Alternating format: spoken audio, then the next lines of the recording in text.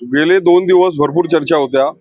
परवा माननीय मुख्यमंत्र्यांनी त्यांची लाईन क्लिअर केलेली होती। त्यांचे आशीर्वाद आम्हाला कायम लाभलेले होते, आताही लाभलेले आहेत। त्यांचे मी पहिला आभारी मानतो, कारण की आता नवीन झालेल्या सहकार कायद्यातील बदलामुळे 5 तारखेपासून गोकुळला प्रशासन लागणार याविषयी काही शंका कोणाला नव्हती। तरी सुद्धा माननीय न्यायालयामार्फत 1 वर्षाची मुदतवाढ वाढवून घ्यायची असा यांचा प्रयत्न सुरू होता। आज झालेल्या सुनावणीमध्ये माननीय न्यायालयाने आम्हाला चर्चेमध्ये सुनावणीमध्ये कोणत्याही प्रकारचे मुदतवाढ या संचालक मंडळाला देता येणार नाही हे स्पष्ट केलेलं आहे।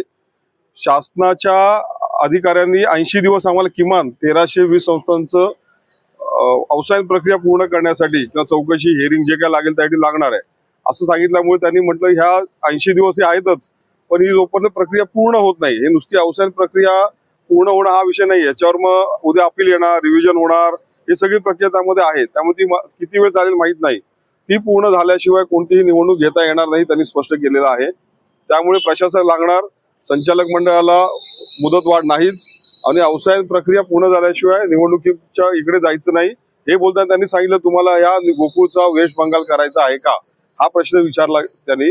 आणि विरोधी पक्षाचे जे वकील होते त्यांनी जाणीवपूर्वक एक प्रकरण माननीय न्यायालयापासून लपवलेलं होतं, ते आम्ही आज उघड पाडलं। हा जो 15 एप्रिलला जो बदल झालेला होता सहकारच्या अधिनियमामध्ये, हा बदल त्यांनी स्वतः पण सांगितला नाही, माननीय न्यायालयासमोर सुद्धा ठेवला नव्हता। त्यामुळे थोडीशी न्यायालयाची दिशाभूल करण्याचा सुद्धा त्यांनी प्रयत्न केलेला होता। हे खरोखर निषेधार्ह आहे।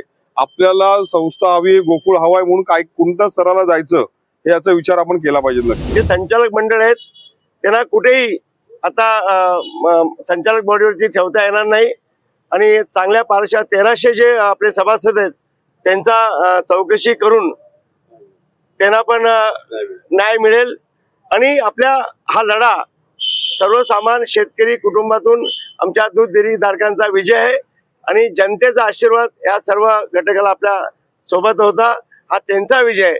जिल्ह्यातील जे आमचे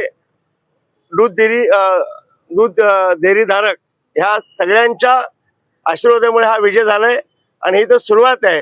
उद्यापासून आम्ही आमच्या कामाला लावू। गोकुळमधला जो भ्रष्टाचार आपण प्रत्येक वेळा बोलत आलो तो ह्या आणि सगळ्यात पहिला मी कोल्हापूर मीडिया, लाईव्ह मीडिया आणि सर्व पत्रकार बांधवांचा मनापासून त्यांच्या संबंधात मी खूप अभिनंदन करेन। महायुतीची सत्ता आहे हा फक्त वरवर सांगण्याचा शब्द होता। महायुतीची सत्ता वगैरे काही नव्हती यामध्ये।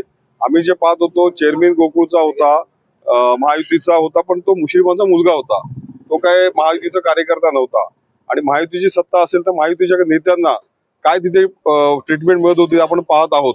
आणि महायुतीच्या सत्तेमध्ये पारदर्शकता असते, एक वेगळ्या प्रकारचं ट्रान्सपरन्सी गव्हर्नन्स मध्ये लागते, तशी कोणतीही ट्रान्सपरन्सी ह्याच्यामध्ये नव्हती।